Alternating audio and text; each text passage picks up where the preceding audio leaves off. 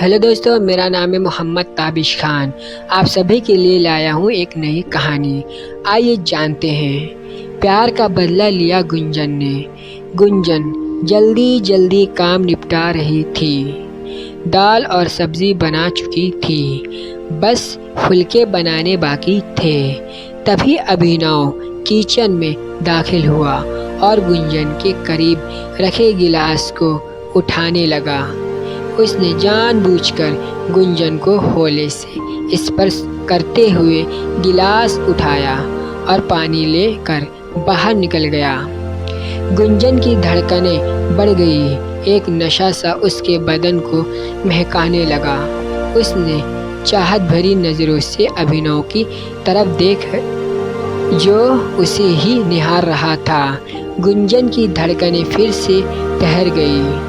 लगा जैसे पूरे जहान का प्यार लिए अभिनव ने उसे आगोश में ले लिया हो और वो दुनिया को भूलकर अभिनव में खो गई हो।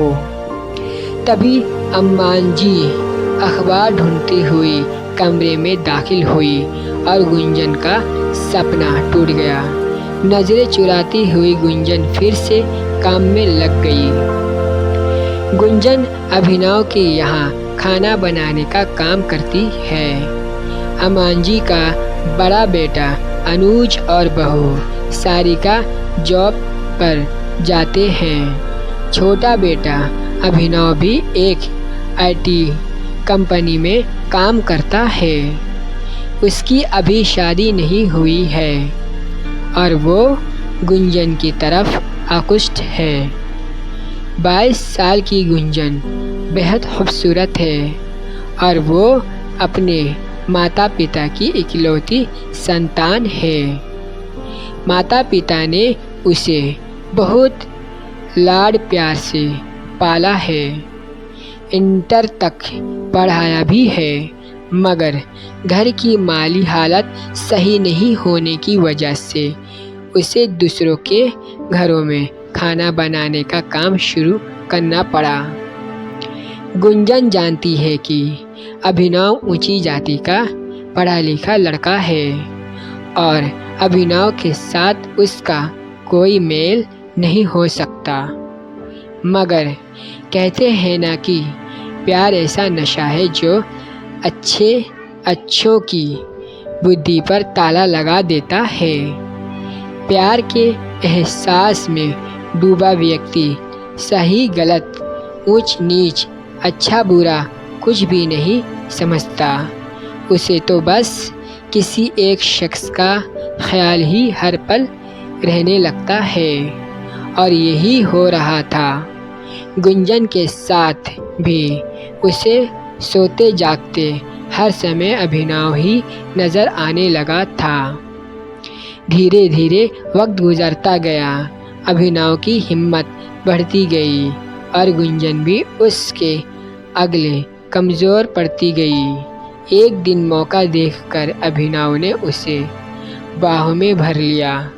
गुंजन ने खुद को छुड़ाने का प्रयास करते हुए कहा, अभिनव जी, अम्मा जी ने देख लिया तो क्या सोचेगी? अम्मा सो रही है गुंजन, तुम उनकी चिंता मत करो। बहुत मुश्किल से आज हमें ये पल मिले हैं, इन्हें यूं ही बर्बाद ना करो। मगर अभी जी ये सही नहीं है। आपका और मेरा कोई मेल नहीं। गुंजन अब भी सहज नहीं थी। ऐसी बात नहीं है गुंजन, मैं तुमसे प्यार करने लगा हूँ। प्यार में कोई छोटा बड़ा नहीं होता। बस मुझे इन जुल्फ़ों में कैद हो जाने दो। गुलाब की पंखुड़ी जैसे इन लबों को एक दफ़ा छू लेने दो। अभिनव किसी भी तरह गुंजन को पाना चाहता था। गुंजन अंदर से डरी हुई थी, मगर अभिनव का प्यार उसे अपनी तरफ खींच रहा था। आखिर गुंजन ने भी हथियार डाल दिए। वो एक प्रेयसी की शांति अभिनव के सीने से लग गई। दोनों एक दूसरे के आलिंगन में बंधे प्यार की गहराई में डूबते रहे। जब होश आया तो गुंजन की आंखें छल छला आई। वो बोली, आप मेरा साथ तो दोगे ना? जमाने की भीड़ में मुझे अकेला तो नहीं छोड़ दोगे? पागल हो क्या? प्यार करता हूँ, छोड़ कैसे दूंगा? कहकर उसने फिर से गुंजन को चूम लिया। गुंजन फिर से उसके सीने में दुबक गई। वक्त फिर से ठहर गया। अब तो ऐसा अक्सर होने लगा। अभिनव प्यार का दावा करके गुंजन को करीब ले आता। दोनों ने ही प्यार के रास्ते पर बढ़ते हुए मर्यादाओं की सीमा रेखाएं तोड़ दी थी। गुंजन प्यार के सुहाने सपनों के साथ सुंदर घर संसार के सपने भी देखने लगी थी। मगर एक दिन वो देखकर भौचक्की रह गई कि अभिनव के रिश्ते की बात करने के लिए एक परिवार आया हुआ है। माँ बाप के साथ एक आधुनिक, आकर्षक और स्टाइलिश लड़की बैठी हुई थी। अम्मा जी ने गुंजन से कुछ खास बनाने की गुजारिश की तो गुंजन ने सीधा पूछ लिया, ये कौन लोग हैं? अम्मा जी, ये अपने अभी को देखने आए हैं। इस लड़की से अभी की शादी की बात चल रही है। सुंदर है ना लड़की? अम्मा जी ने पूछा तो गुंजन ने हाँ में सिर हिला दिया। उसके दिलो दिमाग में तो एक भूचाल सा आ गया था। उस दिन घर जाकर भी गुंजन की आंखों के आगे उसी लड़की का चेहरा नाचता रहा। आंखों से नींद कोसों दूर थी। अगले दिन जब वो अभिनव के घर खाना बनाने गई तो सबसे पहले मौका देखकर उसने अभिनव से बात की। ये सब क्या है अभिनव? आपकी शादी की बात चल रही है। आपने अपने घर वालों को हमारे प्यार की बात क्यों नहीं बताई? नहीं गुंजन, हमारे प्यार की बात में उन्हें नहीं बता सकता। मगर क्यों? क्योंकि हमारा प्यार समाज स्वीकार नहीं करेगा। मेरे माँ बाप कभी नहीं मानेंगे कि मैं एक नीची जाति की लड़की से शादी करूं।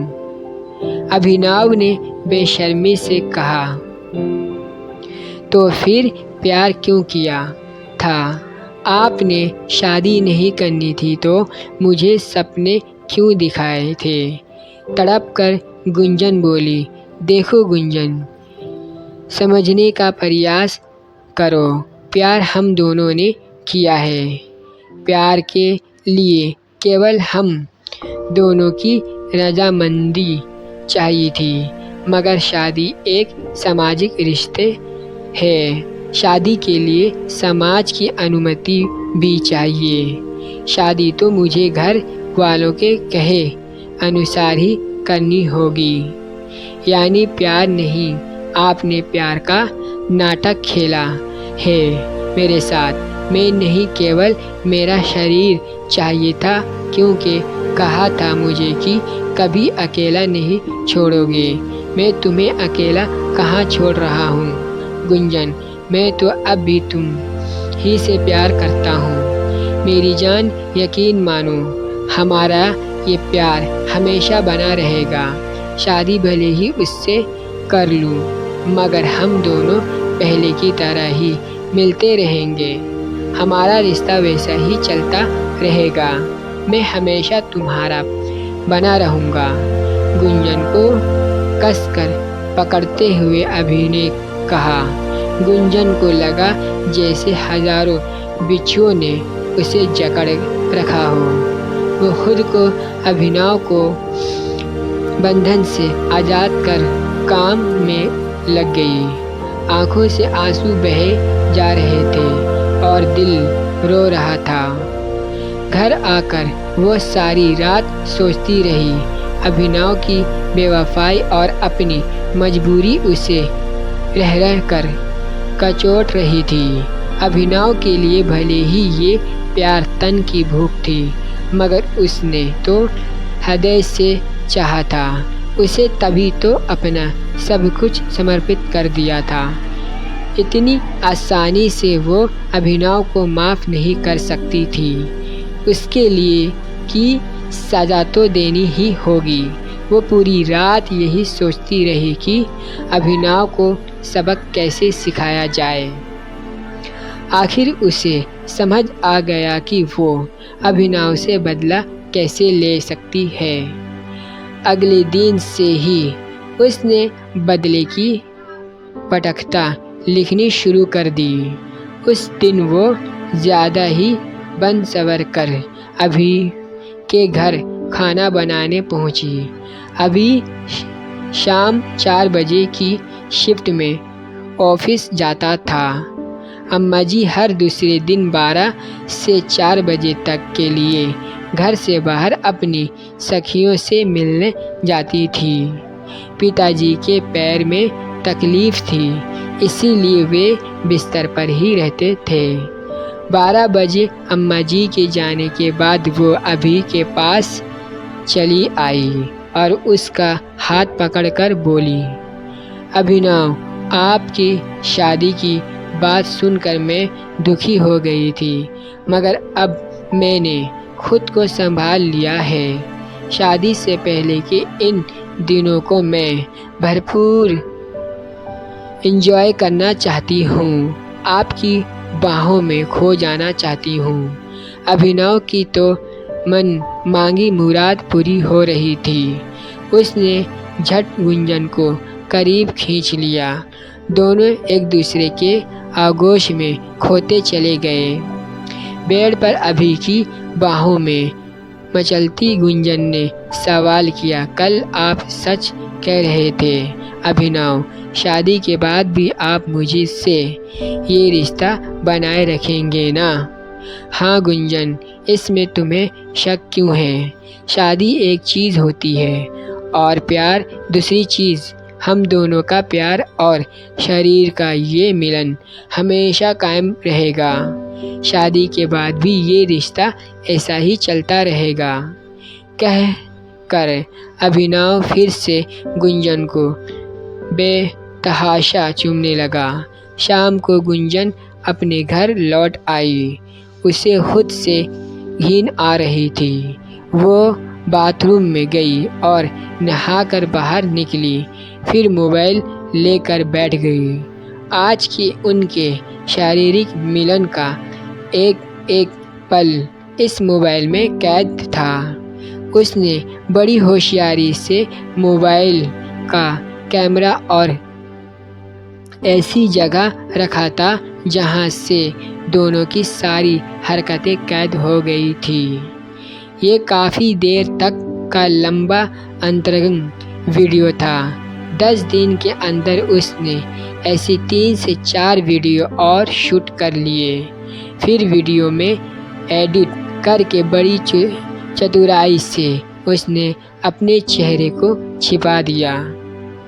कुछ दिनों में अभिनव की शादी हो गई। 8 से 10 दिनों के अंदर ही उसने अभिनव की पत्नी से दोस्ती कर ली और उसकी मोबाइल नंबर ले लिया। अगले दिन उसने अम्मा जी को कह दिया कि उसे मुंबई में जॉब लग गई है और अब काम पर नहीं आ पाएगी। उस दिन वो अभिनव से मिली भी नहीं और घर चली गई। अगले दिन सुबह सुबह उसने अपने और अभिनव के 2 अंतरंग वीडियो अभिनव की पत्नी को व्हाट्सएप ऐप पर कर दिया। 2 घंटे बाद उसने 2 और वीडियो व्हाट्सएप ऐप किए और चैन से घर के काम निपटाने लगी। शाम 4 बजे के करीब अभिनव का फ़ोन आया। गुंजन को इसका अंदाज़ा पहले से था। उसने मुस्कुराते हुए फ़ोन उठाया तो सामने से अभिनव का रोता हुआ स्वर सुनाई दिया। गुंजन, तुमने ये क्या किया मेरे साथ? मेरी शादीशुदा ज़िंदगी की अभी ठीक से शुरुआत भी नहीं हुई थी और तुमने ये वीडियो भेज दिए। तुम्हें पता है माया सुबह से ही मुझसे लड़ रही थी और अभी अभी सूटकेस लेकर हमेशा के लिए अपने घर चली गई।